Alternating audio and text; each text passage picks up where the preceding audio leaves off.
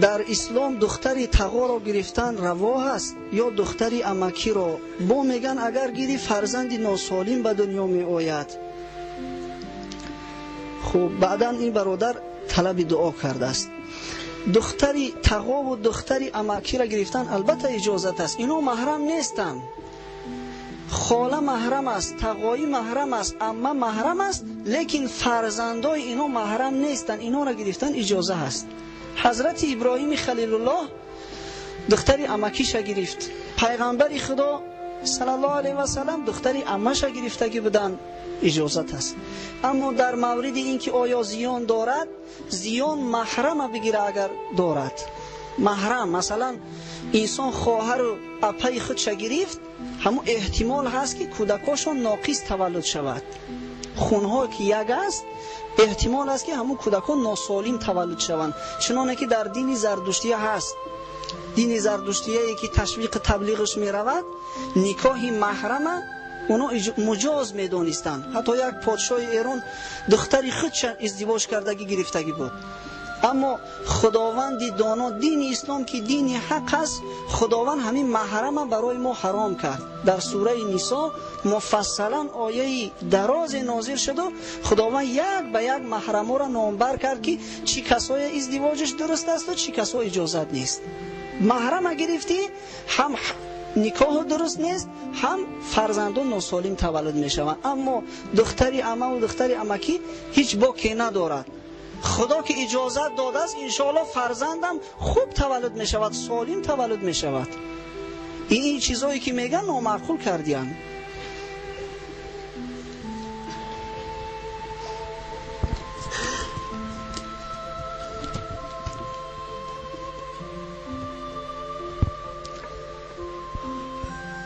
شوهر من در وقت رمضان پنهانی روزه‌اش را میخورده است. از دور وی را یک رفیقش دیده است. بعد وی رفیقش به او گفته است که تو روزخور هستی. وی گفته است که من روزخور نیستم. کنی سری دست که روزخور نیستی. وی سری دست داد که روزه ام رو نخوردم. من این کار را بعد 2 سال فهمیدم. من تا حال با شوهرم زندگی دارم. همین زندگی ما درست است یا نه؟ التماس جواب مرا زودتر گپ زنید. خب این خواهر اسلامی را شوهرش روزش خورده است، شاید همین سال باشه. رمضان در گرمی اومده است، بعضیا بهانه میکنن که نمیتونیم زورمون میاد روزاشون خوردم. و روزه گرفتن برای مشقت است. بنده هم باید که یک زحمت بکشه. ورزشگر زحمت میکشه، بدنش آب و تاب میدهد. بنده هم باید که زحمت بکشد، روحش آب و تاب دهد. فإن مع العسر یسرا، إن مع العسر یسرا. هر دشواری به خودش آسانی دارد، هر زحمت به خودش برکت دارد، به خودش ثواب دارد. خب اگه روزش خورده است با نامعقولی دیوم که با این چیزی رفیقش هم او را قسم داده است، بزن قسم داده است. بزن بغیر از نام خدا به دیگر چیز قسم دادن اجازت نیست. فقط به نام خدا قسم خوردن در کار، همون هم به ضرورت برای کارهای اخروی باشد. قسم خوردن در کار برای کارهای بیهوده نه، چنانه که بعضی ها عادت کردگی هستن همین قسم در دهانشون دور میزند. خصوصا قسم به طلاق زن خوردن در حدیث آمده است که ملعون من حلف بطلاق امرأته. لعنت به کسی که به طلاق زنش قسم میخورد. حدیث حسن در کتاب سعایه عبدالحی لکنوی آورده است. آخی بنابراین کوشش کنیم که به طلاق زن یا به یگان به قرآن حتی باید که قسم نخوریم. خب اکنون قسم خورد، سری دست داده است. سری دست دادن در عرف ما یعنی که به طلاق زن قسم خوردن می شود. در باب قسم خوری، در باب ایمان اعتبار به عرف کرده می شود. در همون عرف مردم مثلا سری دست دادن طلاق زن باشه، طلاق زن. بنابراین این خواهر اسلامی ما شوهرش گویا که به یک طلاق زنش کرده است، یک طلاق باین. خب اکنون 2 سال زندگی کردن، از سر اینا باید که نکاح کنن، با 2 شاهد نکاح کنن. از برای او سالهای گذشته استغفار کنن، توبه کنن. اگر یگون چیز صدقه کنن باز بهتر، از برای این خوابهای نادرستی که با همسر خودش میکرد.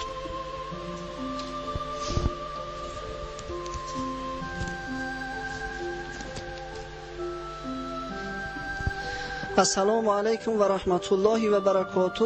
من یک برادر از شهر خوجند به بسم الله سر میکنم. بسم الله رحمان و رحیم. نیت کردم طهارتم نباه گردد. همین کلمه رو میدانم همین روا است یا نیست؟ بعضی کس ها میگویند که این روا نیست. من میخواستم که همین جمعه رو جوابش رو دهید. این سوال 24 ایولی سال 2009 بود است. اگه این برادر خوجندی ما در مسجد هست یا نیست، انشاءالله خیلی یک علم زیادتی را شما هم میفهمید. خب این برادر ما از طرز مکتوب نوشتنش و از طرز بسم الله گفتن و نیت کردنش معلوم می شود که نو نماز خون است که گفته است نیت کردم طهارتم نباه گردد. خب البته اجازت است، البته اجازت است، هرچند که مثلا برغلط همین لفظا را گفته است، اما اجازت است. اصل در طهارت فرقی ندارد. طهارت، نماز، زکات، هر عبادتی که باشد نیت قلبی است، نیت داخلی. شرط نیست که ما بگیم که نیت کردم بگذارم 4 رکعت نماز پیشین، یا اینکه بعضی‌ها نیت میکنن نیت کردم بگذارم ساقط سازم 4 رکعت فرض پیشین رو به جای 2 رکعت فرض جمعه روی آوردن به قبله. امام قرائت شروع کرده است، اینها هم نیت کرده است. شرط نیست. اصل نیتی قلبی است که من نماز میخوانم، من رکوع و سجده میکنم، برای کی میکنم؟ چه چیزا در نظر دارم؟ خالصا لله تعالی. الله اکبر. خالصا لله تعالی چی معنی دارد؟ یعنی که خدایا همین نماز من میخوانیم فرض جمعه است، خاص از برای تو میخوانم، برای یگون کسی دیگر نه. خاص از برای تو خم راست میشوم، برای کسی دیگر نه. نیت همین معنی را در بر میگیرد. پول زکات هم میدهی، نیت قلبی شرط است. شرط نیست که بگوی زکات مال مرا بگی خدایا این پول خود من جدا کردم، خاص از برای تو جدا کردم، به خاطر تو این کم بغل کمک کردم که در روزهای سختی تو به من کمک دهی. نیت همین را در بر میگیرد. یک مضمون بسیار چقر دارد، بنابراین در عبادت فرضش شارع او را گرداند. اگه لفظاً گفتن این با خوب است، لیکن مثلا کسی باشد که به لفظ خطا گفت، به جای فرض جمعه به زبانش پیشین جاری شد، به جای فرض عصر به زبانش بامداد جاری شد، باکی ندارد. چرا که اصل نیت قلبی هست. بنابراین نیت این برادر خوجندی ما هم درست است.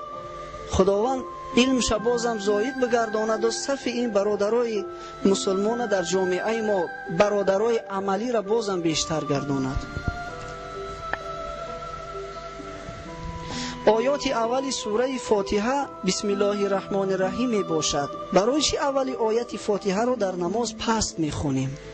چنانه که همین برادر اسلامی گفته است، یک قول هست که همین سوره فاتحه، همین بسم الله الرحمن الرحیم آیه اولی سوره فاتحه است. خصوصا همین قرآنای چاپی سعودی که بسم الله الرحمن الرحیم آیه اول می نویسن، الحمدلله رب العالمین آیه دوم.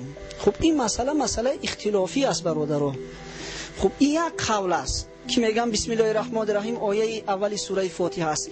یک قول دیگر هست که بسم الله الرحمن الرحیم حتی گفتن که اولی آیه همین سوره های قرآنی است. آیه اولی سوره ناس است، آیه اولی سوره فلق است.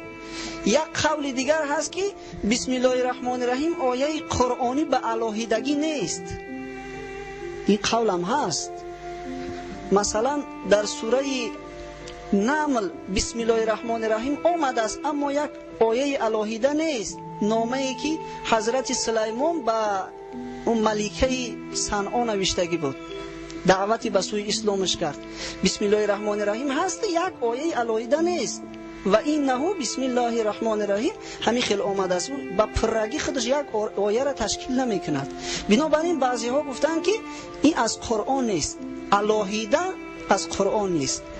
اما قول بهتر همین است. امام محمد شیبانی شاگرد امام اعظم گفته است و ما حنفی ها همین قول قبول کردیم که بسم الله الرحمن الرحیم آیه قرآنی است به الهیدگی، لیکن از هیچ سوره قرآنی نیست، به الهیدگی خودش نازل شده است. این از سوره فاتحه نیست. معلوم است که سوره فاتحه 7 آیه هست، خداوند سبع مثانیش گفته است، 7 آیاتش گفته است، لیکن همون آیه آخری که اندک طول دارد همون ما حنفی ها 2 آیت قبول کردگی هستیم. اما بسم الله از سوره فاتحه نیست. دلیلش عمل کردی پیغمبر خدا، چنانه که این برادر گفته است پیغمبر خدا صلی الله علیه و سلم وقتی که نماز شروع میکرد بسم الله میگفت البته، لیکن با آواز پست میگفت و الحمد با آواز بلند میخوند. همین دلیل است که بسم الله الرحمن الرحیم آیه اولی سوره فاتحه نیست. انس ابن مالک صحابی پیغمبر خدا، خادم پیغمبر خدا صلی الله علیه و سلم روایت میکند که ان النبی صلی الله علیه و سلم و ابوبکر و عمر رضی الله عنهما کانوا یفتتحون الصلاة بالحمد لله رب العالمین. رواه الشیخین، بخاری و مسلم روایت کردند. انس گفتند که پیغمبر خدا را از پسش نماز خواندم، ابوبکر و عمر را از پسشون نماز خواندم. می دیدیم که پیغمبر خدا به همون الحمدلله رب العالمین نماز شروع میکرد، یعنی که بسم الله با آواز بلند نمی گفت. اگر هم می گفت بعضی حالتایی هست که پیغمبر خدا بسم الله با آواز گفتگی هست. سبحانک اللهم هم حالت شدگی است که بلند خوندگی از پیغمبر خدا، این برای تعلیم بود. لیکن عادتا همه حضرت الحمدلله با آواز بلند میخوند و اعوذ بالله و بسم الله با آواز پست بود. چرا که این آیه اولی سوره فاتحه نیست.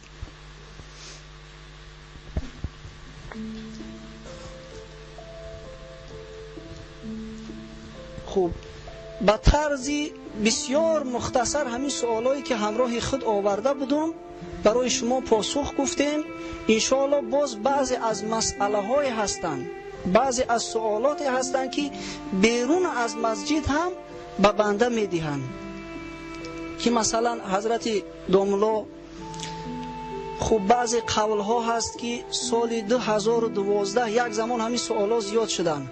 سال 2012 20 چندم دکبر دنیا به آخر می رسیده است. آیا همین قول درست است یا نه؟ یک زمانی همین تلویزیون روسیه و به طریق همین روزنامه ها همین سوال بسیار می دادن. این از کجا سرچشمه می گیرد؟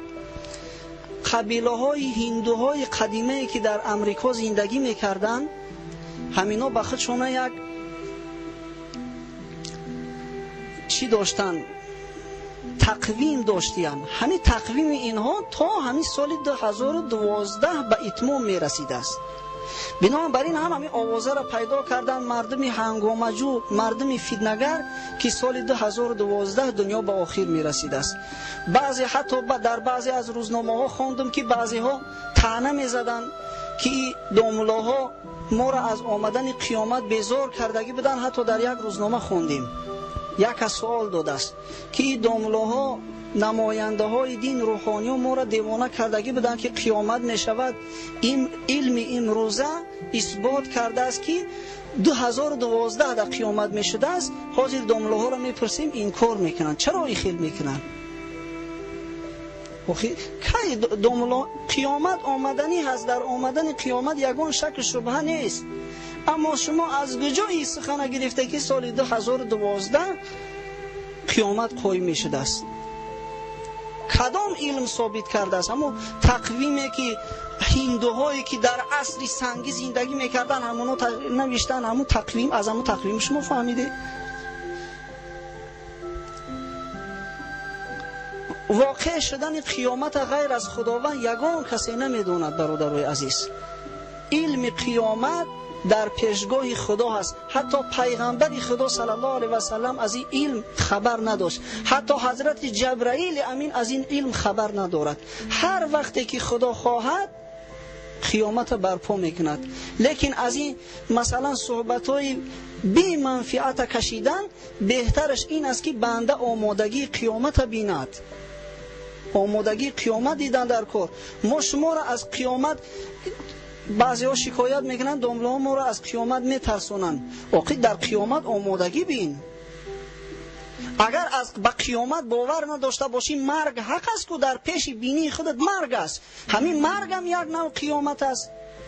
مادامی که تو خودت در همین دنیا اصلاح نکردی، مادامی که تو از خدا نترسیدی، به قیامت باور نکردی، بدان و آگاه باش که مرگ دامنگیری تو میشود. البته فمن یعمل مثقال ذره خیرا یره، مقدار یک ذره نیکی کردگی باشی میبینی. و من یعمل مثقال ذره شر یره، مقدار یک ذره بدی کردگی باشی میبینی. از این یگان کس گریزی ندارد. این جهان کوه است و فعل ایمانی دا. او کسایی که کارهای نامعقول زیست میکنن بدانند این جهان کوه هست و فعل ایمانی دا. سوی ما آید نداها را صدا. البته که به مکافات عملهاشون میرسن، به جزای اعمالشون میرسن. و آخر دعوانا ان الحمد لله رب العالمین. و فهم و ذهنی برادرمون داملا ابراهیم بازم بیشتر و زایی‌تر گرداند و در زندگیش در تعلیمش برکات براش عطا کند. واقعا عجیب یک حال است. شخصایی که به گرسکاب باور میکنن، به طالع بینی و به فالبینا باور میکنن، در وقوع قیامت، در آمدن قیامت شک و شبهه دارن. اگر شک و شبهه نمی داشتن مگر میتونستن که نماز نخوانن؟ اگر شک و شبهه نداشته باشند مگر میتوانند که روزه ماه شریف رمضان نگیرند، روزه را خرند؟ بسیار خواهش میکنم برادرای عزیز به این سفسطه ها باور نکنید. غیر از خداوند کسی وقوع قیامت نمیداند. از پیغمبر صلی الله علیه و سلم مشرکان سوال میکردند که تو مادام که راستگو هستی و یقولون متى هذا الوعد، خداوند در قرآن اخبارا میگوید که مشرکا ادعا میکنند که کی ساعتی وعده قیامت سر میشود، کی قیامت قایم میشود. این کنتم صادقین، اگر شما راستگو هستید، اگر شما محمد صلی الله علیه و سلم فرستاده خدا هستید. در جواب خداوند متعال به پیامبر خویش تلقین کرد، امر کرد قل انما العلم عند الله، بگو جز این است که علم در نزد پروردگار است. علم وقوع قیامت فقط در نزد خدا است. هر کسی اگر از پیش خود دعوا کند که من قیامت میدانم، نعوذ بالله، یا من غیبیات رو میدانم، از اسلام خارج می شود، از چهارچوبه ایمان خارج می شود. زیرا در قرآن در ده ها موضع ها خداوند صراحتا میگوید ولا یعلم الغیب الا الله، علم غیب رو نمیداند مگر الله سبحانه و تعالی. علم غیبی کس نمیداند بجز پروردگار. هر کسی گوید که میدانم از او باور مدار. مصطفی هرگز نگفتی تا نگفتی جبرئیل هرگز نگفتی تا نگفتی کردگار. من انشالله یقین دارم که چجای نماز گزارای مسجد ما که الحمدلله اکثرش عالم و متعلم هستند، در هیچ یک نمازگزار، هیچ شخصی که ایمانی به خدا دارد به این غیبگویی های بعضی مردم بی فراست جو که جای آن که به علم مشغول شوند، به تعلیم مشغول شوند، هرزگویی میکنند، به هرزه بافی مشغول هستند، هیچ وقت باور ندارند. در حق یک عیده برادرها دعا میکنیم، زیرا وقتی از آن هم نزدیک شده ایستاده است. ما گفتیم که از آن نه فقط در روز جمعه بلکه در تمام روزها ساعت 10 تا کم یک گفته می شود. از این خاطر بعضی برادرها دعا طلب بدین، در حقشان دعا میکنیم انشالله، بعد نماز شروع میکنیم. در حق برادر من نصرت الله که برادر حاجی عبادالله هست و بیمار است، بیماریش بسیار شدت گرفت، از دعا میکنیم خداوند برای شفای کامل عاجل عطا فرماید. در حق قاری عبدالخالق برادرمون که چند مدت شد در بیمارخانه بستری است، دعا میکنیم پروردگار براش یک شفای کامل و عاجل عنایت فرماید و سایش از سر فرزنداش قطع نگرداند. در حق برادرمون داملا محمد الله دعا میکنیم که خداوند ذوالجلال جمیع مشکلات چه سهل و آسان گرداند. برادرمون رحیم جان طفلش جراحی کرده بودند، دعا میکنیم که پروردگار این طفلک در پناه حفظ خویش محفوظ داشته و پدر و مادرش غمگین و مایوس و ناامید نگرداند. در حق برادر حاجی سفر دعا میکنیم خداوند سعادت دارین نصیب و روزش گرداند. در حق برادرانمون حاجی شمسدین، در حق حکیم جان برادر و تمام برادرای محب در هر وظیفه و هر منصبی که کار نکنند دعا میکنیم که خداوند در کسب و کارشون برکت عطا کند و جمیع بلا و آفات را از ایشان دور گرداند. یک برادر گفته است که من یک چند مدت است از یک ناحیه دور با ادای نماز جمعه به مسجد شما می آیم. 200 کیلومتر مسافه می اومده است برادر. خب برای من کمتر شرایط سست شده است، خانه ام را به سودا ماندم، التماس دعا کنید خانه من به سودا رود تا در شهر خانه گیرم و در مسجد همیشه با شما نماز ادا کنم. خداوند جمیع مراد و مقصودات حاصل گردانه و خداوند از خانه پیشینه برات خانه بهتر و خوبتر عطا فرماید، مادام که میل رغبتت به خاطر شنیدن امر به معروف تا حدی هست که تو خانه خودت فروخته و به شهر کوچیده آمدنی هستی و جمیع مراد و مقصود برادرای محب برآورده گرداند. آمین.